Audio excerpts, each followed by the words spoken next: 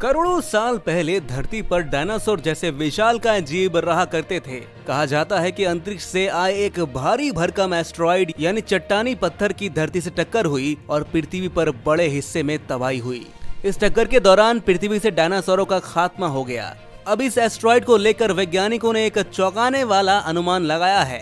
वैज्ञानिकों का कहना है कि धरती से टकराने वाला वो एस्टेरॉयड बृहस्पति की कक्षा से भी परे जन्मा था, यानी वो एस्टेरॉयड धरती के आसपास का एस्टेरॉयड नहीं था। वह सौरमंडल में करोड़ों किलोमीटर की दूरी से आया था। रिपोर्ट के अनुसार साइंस जर्नल में प्रकाशित हुई हालिया खोज कहती है कि वैज्ञानिकों ने 6.6 करोड़ साल पहले धरती से टकराए हुए उस एस्टेरॉयड को लेकर बड़ा खुलासा किया है। यह एस्टेरॉयड जुपिटर के ऑर्बिट से परे जन्मा था। इसके बारे में यह भी पुष्टि की गई है कि यह कोई धूमकेतु नहीं था। यह एस्टेरॉयड चिकागो में आके गिरा था, जो कि मैक्सिको में वर्तमान युकटन प्रायद्वीपीय के रूप में मौजूद है।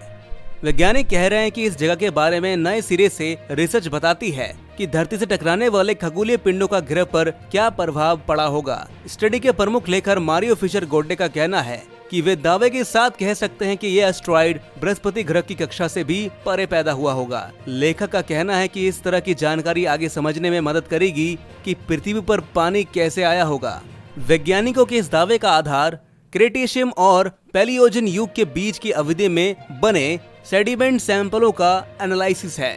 ये वही समय था जब एस्टेरॉयड के टकराने का प्रभाव धरती पर मौजूद था। इसके लिए वैज्ञानिकों ने रुथेनियम नामक एक तत्व पर रिसर्च की है। यह तत्व धरती पर बहुत दुर्बल है, लेकिन एस्टेरॉयड में यह तत्व पाया जाना बहुत ही आम है।